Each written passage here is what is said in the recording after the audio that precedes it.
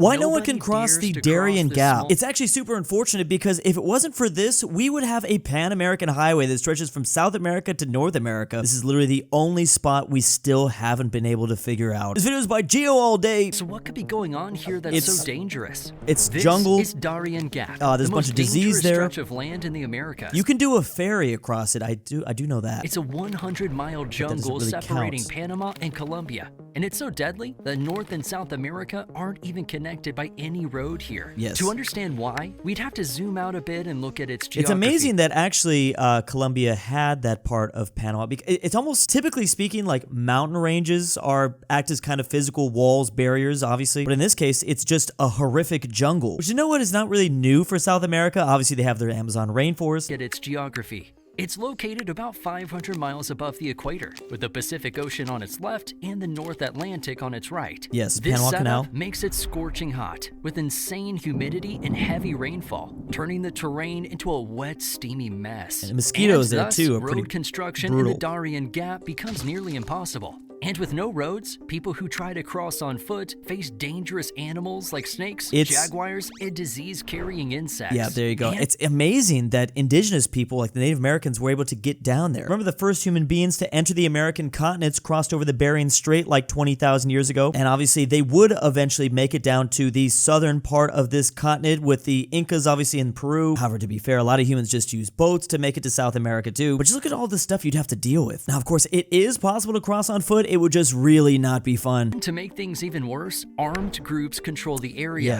ensuring anyone who attempts the journey faces serious dangers while keeping the officials out. And I don't really know if there's much of an incentive economically for either Colombia or Panama to really do this. I mean, besides people just wanting to do the Pan-American drive down that highway for, you know, whatever, their own personal purposes, most of the time we just use boats to ship things anyways. Like, there really just isn't a reason for us to even do this in the first place. The countries that would honestly just benefit most from this is probably just Colombia and Panama. They're the ones that have to deal with it. But yes, there are obviously people that cross it all the time. I'm an Indonesian contractor. Just give the road project to us and we'll do it. Super hot and humid, our native climate here. I think it should have been rephrased to why nobody can cross this gap to why there's not a whole lot of incentive to build a road through this gap. Or maybe even just a highway. Oh boy, how insane is this plan? I can already see by this frame what we're going to be talking about here. Damming the Mediterranean Sea. This idea has been around for over 100 years now. Even a certain mustache man reportedly wanted to do it if he won. We're talking about making a supercontinent, possibly. Mediterranean Sea and turn it into a supercontinent. And even if you don't just make a supercontinent connecting the European plate to the African, just regaining land for places like the Italian Peninsula or Spain, you know, just land reclamation. The problem is there's still a large debate on if this territory would really be economically worth it for what we'd have to do this in the first place. Although it was certainly worth it for the Dutch, though. Covering 2.5 million square kilometers and touching 22 countries, the Mediterranean would affect a lot. Reshaped by a plan so wild. It's funny because doing this, I mean, really when it comes down to it, one of the reasons why the Romans were so successful was this Mediterranean Sea. You drain this massive inland ocean, and I don't think they become nearly as influential as they were. It's fiction. In the 1920s, I mean, the Italians were perfectly set right in the middle.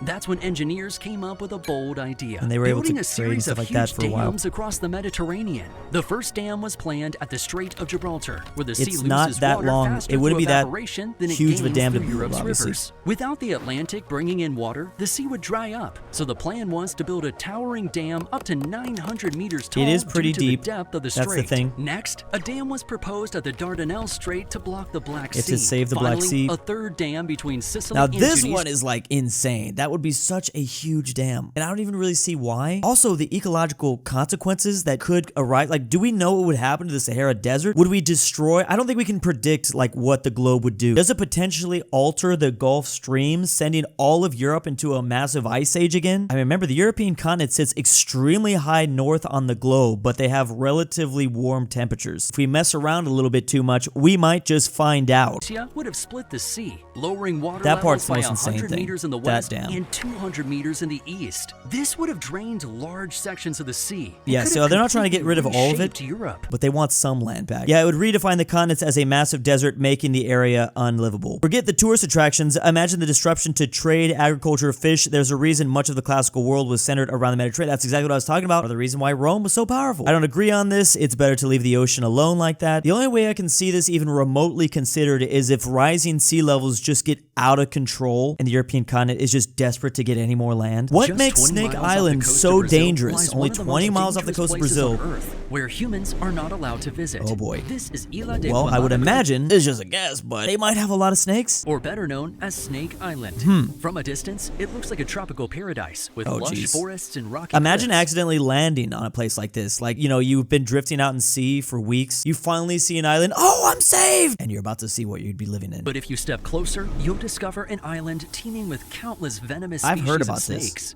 But to understand why, we'd have to zoom out and look at its history. You see, over the years, Continental rising drifts. sea levels separated the island from the mainland, Oh, leaving the not even snakes that to much. fend for themselves. With no predators and an abundance of migrating birds, the snake population thrived. Over time, Jeez. these snakes evolved into one of the most venomous species on Earth, especially Just to the be able to golden lancehead viper. eat This the birds. snake's venom is so potent that it can melt human flesh almost instantly. Ooh. And to this day, this island holds the highest concentration of venomous snakes found anywhere on Earth, about 1 per square my meter. goodness. Also, it's so dangerous It's that only literally just like a mini Australia. Brazil made their own one, I guess. a few researchers under strict government control are allowed to visit. That makes sense. I'm sure people go there. You just have to be extremely careful. Imagine swimming away from sharks only to find this island. That's exactly what I was saying. Australia, finally a worthy opponent. Sometimes it's weird how often, I swear I do not look at the comments before I look at these videos. Is my mind just like tapped into the YouTube comment section psyche or something at this point? Send that Florida guy who yoinks everything. There must be an alien base there. The snakes are just a cover. What if someone releases 10,000 mongooses over there? Should be quite the fight. My goodness, just doing a little bit of research on my own about this little island. It looks absolutely horrific. I'm good. I will decline. I don't think I want to go here. Why Two New are there Yorks, two New two Yorks Londons. and two Londons? Well, this And what's probably the all comes down to colonization, but let's see. Difference between them. When people talk about New York, they're usually referring to the famous Yes. city with there's landmarks also like the Statue of Liberty York, and Central Park. But New York the city in the is UK? just one part of the larger state of Oh. New York. To Oh, that's what we're talking about here. Oh, what does that come down to again? avoid confusion, the city is specifically called New York City. And while it covers only 1% of the state's land area, It has it's home all to the people. 40% of the state's Yeah. population. The city Basically. has its own municipal government, whereas the state of New York operates under a separate government based in Albany. It's funny how much more popular, in my opinion, the New York City flag is than the New York State flag. Absolutely love the orange. A similar situation exists across the Atlantic in London, the capital city known for iconic landmarks like the Tower of Oh, London that's and right. There's Buckingham London the Palace. city, London However, City. within this larger city lies a much smaller area I known forgot as about the that. City of London. That's crazy. I've been to London twice now. I subconsciously knew that, but I never realized that this was the situation. 1 square mile district that's one of the world's top financial hubs. That's This small funny. district has its own Lord Mayor and governing corporation, while the rest of Greater London is Greater overseen London. by the Greater London Authority and its mayor. I see. Like father, like son. British colonized us. We came out of them. Makes sense, I guess. In Mexico, you have Mexico country, Mexico state, and Mexico City. They took it to a whole other level down there. Not really a separate government. It's a state government as opposed to New York City, which is a municipality government. In Brazil, we have city of Sao Paulo inside the state of Sao Paulo and the city of Rio de Janeiro instead of the state of Rio de Janeiro. Yeah, there's a lot of places that actually do this. Again, I think it's specifically a lot in America because we're unoriginal with names, I think. What if would all happen if all Californians came together to Californians came form their together own to form- country? As a Californian myself, I have dreamed about this. I probably dream about this once a night. There's regular California, then there's 2 more states in the country of Mexico, Baja California and Baja California del Sur or something like that. From their own country. Well, for starters, the country will be named California and include all of I California. mean, this all dates back Baja California. to Spanish colonies when California was still a part of the, Spanish Empire or even the Mexican Empire. We could have technically done this after the U.S.-Mexican War. We decided not to take all that. They were definitely and considering Baja it, though. California, sir. Baja This new Baja nation California, would quickly sir. rise No to become Del a in there. global powerhouse, both in terms of its economy Would it? and geopolitical Would it really? influence. I don't know about that. But definitely the richest states in Mexico are the northern states. So these are far the more preferable states to gain if we're talking about U.S. annexation of more Mexican land. But do keep in mind, this map is in pesos. So compared to U.S. states, yeah. The other problem is there's a ton of cartel activity that happens in the peninsula. And geopolitical influence. It will become the 5th largest economy in the what is the Isn't California already the 5th largest economy in the world? Yeah, it already is the 5th without the Baja Peninsula. Nice try, though. 5th largest economy in the world, having an impressive GDP of $4 trillion. So, 4 trillion? Oh my goodness, it already has pretty much 4 trillion. So is the Baja Peninsula only adding 0.08 to this? Nations like the UK and India, while trailing slightly behind Germany and Japan. In terms of its geography, it would roughly span 219,000 square miles. It would be pretty. Than France. I do like the way the borders look, I gotta admit that. Also, ton of extra like wine country. Like that part of Mexico is their own wine country as well. We have Temecula here in like the California state. They have, on the other hand, Ensenada down here south of Tijuana. It's more specifically in the Valley of Guadalupe up here though. We'd start to become as long as Chile though. That's why I want to do this. I just want to give Chile a run for their money. So we'd be adding an additional 5 million population to, or actually maybe like 6. It's the 36th most populous country, ahead of nations like Ukraine and Canada. That's serious. Not all. This new California would be prepared to defend itself with over 240,000 active military that's personnel. interesting. More than the United Kingdom, but slightly fewer than France. Compare us to Chile. That's all I really wanted. What is this? It's Baja California, sir. What? I'm Mexican from Baja California with no hard feelings. I say that California is responsible for 95% of all the things he stated. Baja California and Baja California sewer would hardly make a significant impact. But it looks cool. That's all that matters. Why does the world's smallest country exist? Oh boy, we're talking about the Vatican City here. Remember that it wasn't that long ago where the Vatican City was a lot bigger and it was its own thing. It was called the Papal States historically. Didn't it just merge with Italy? Or why didn't Italy Pope kick it controlled out? To understand this, a lot we of need the to time zoom out peninsula a at bit. one point. You see, Vatican City wasn't always so small. For over here we go. 1,000 years, it was part of the Papal States. There we go. A country ruled by the Pope that stretched across central Italy. But in the 19th century, the Kingdom of Italy wanted to unite all of Italy into one nation. They claimed Rome and the surrounding Papal States, saying Rome Remember that San Marino's there too. I love that the map shows him up here. The country's capital. The Pope refused to accept Italy's rule. Instead, he locked himself behind the walls of Vatican City, calling himself a prisoner of the Vatican.